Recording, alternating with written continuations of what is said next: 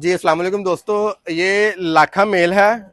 Red colour में और white colour में इसकी नलियां पहले शौक करें। इधर आओ बच्चे आगे। चोरस नली के अंदर है।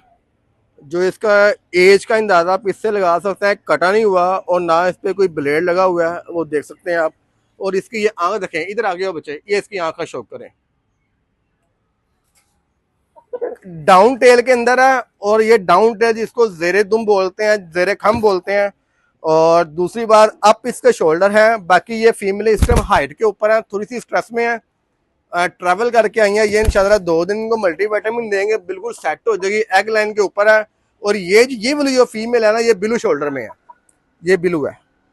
और दोनों फीमेल एग लाइन के ऊपर है। ये जेट ब्लैक में फीमेल है। इसकी नलियों की जो नाखून है वो भी ब्लैक है। आगे हो बच्चे, ये देखें।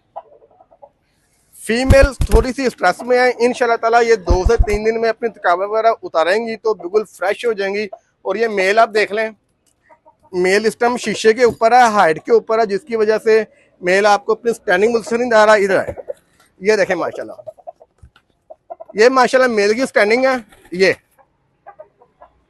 ये इंशाल्लाह ताला आपको बड़े ही मुनासिब प्राइस में